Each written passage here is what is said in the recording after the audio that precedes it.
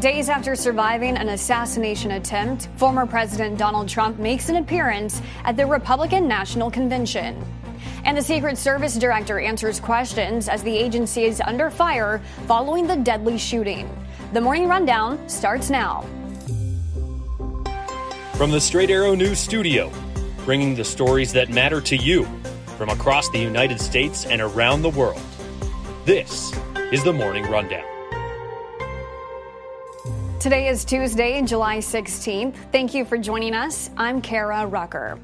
The Republican National Convention kicked off Monday in Milwaukee, just 2 days after former President Donald Trump survived an assassination attempt during a campaign rally in Pennsylvania. Day one saw Donald Trump officially secure the GOP's nominee for president, with Ohio Senator J.D. Vance becoming the party's nominee for vice president. While Trump's presence on day one was not a guarantee when the event began, all questions were answered just after 9 p.m. Central Time when the former president made his entrance. Please welcome the next president of the United States, Donald J. Trump.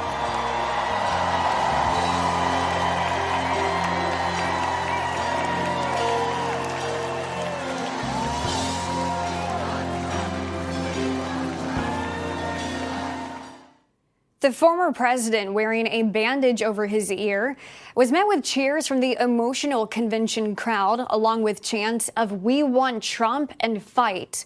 Trump joining his running mate, J.D. Vance, in the stands.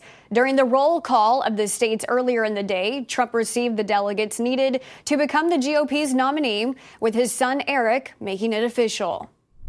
On behalf of our entire family, and on behalf of the 125 delegates in the unbelievable state of Florida, we hereby nominate every single one of them for the greatest president that's ever lived, and that's Donald J. Trump,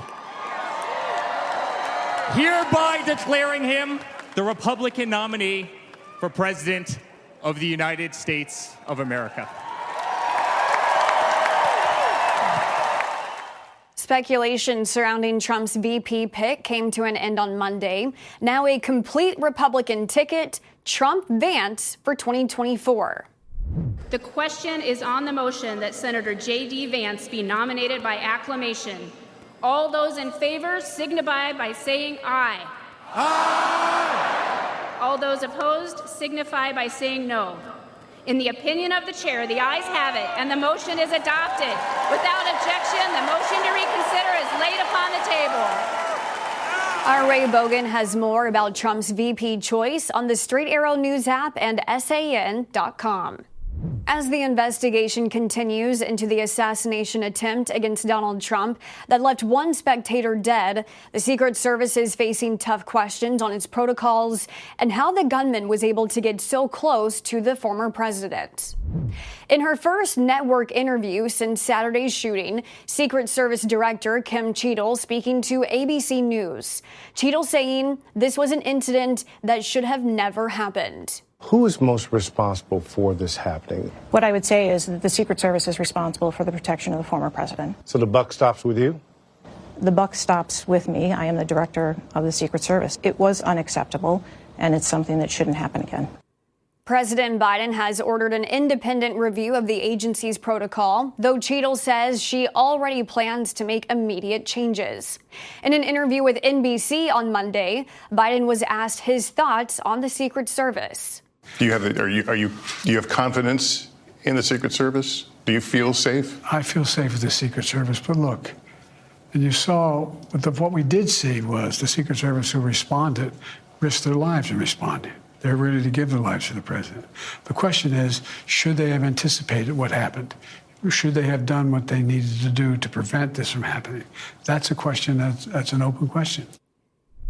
In the interview, the president was also pressed on the calls from members of his own party for him to step aside as the Democratic nominee. But Biden says he's holding to his decision to remain in the race, saying his performance at last month's debate was just a bad night. Billionaire Elon Musk says he's planning on donating $45 million a month to a pro-Trump super PAC, according to a Wall Street Journal report. The group, called America PAC, launched last month and is backing former President Donald Trump's 2024 campaign. Records show Musk did not donate to it in June, and it's unclear if he's donated yet in July. Other backers of the PAC include former U.S. Ambassador to Canada, Kelly Craft, and crypto billionaires Cameron and Tyler Winklevoss. In March, Musk had said he would not contribute to either Trump or Biden's campaigns. On Saturday, following the assassination attempt, Musk posted to X that he fully endorsed Trump. Special counsel Jack Smith says he'll appeal a federal judge's decision to dismiss former President Trump's classified documents case. Florida Judge Aileen Cannon, who was appointed to her seat by Trump, dropped the case on Monday, ruling Smith's appointment as prosecutor for the case violated the Appointments Clause of the Constitution because he was given the job by Attorney General Merrick Garland. In her ruling, Cannon said the Constitution's Appointments Clause requires officers of the United States be appointed by the president and then confirmed by the Senate. Trump was accused of illegally retaining hundreds of classified documents at his Mar-a-Lago estate in Florida after leaving the White House in January of 2021. He had denied any wrongdoing. Data from Disney's internal Slack communications program has been leaked online by an activist hacking group, including discussions about ad campaigns and studio technology. According to the Wall Street Journal, the hackers say they also publish data that contains information about unreleased projects, interview candidates, some logins, and images of employees' dogs, totaling roughly 1.2 terabytes of information dating back to 2019. A spokesperson for the group said it targeted Disney for how it, quote, handles artist contracts, its approach to AI, and its blatant disregard for the consumer. In a statement, Disney said it's investigating this matter. Finally, this morning, a big discovery has been made on the moon. Scientists say they've discovered a cave on the moon that could be used in the future to shelter space explorers from the elements like cosmic rays and solar radiation. The cave was found not far from where astronauts Neil Armstrong and Buzz Aldrin landed 55 years ago. An Italian-led team says it found evidence of a sizable cave, accessible from the deepest known pit on the moon at what's known as the Sea of Tranquility, just 250 miles from Apollo 11's landing site. So far, they've only gotten a look at the initial part of the cave, but scientists estimate it's at least 130 feet wide and at least tens of yards long. These are your top stories for this Tuesday. We'll see you back here tomorrow. Until then, I'm Kara Rucker. Have a great day.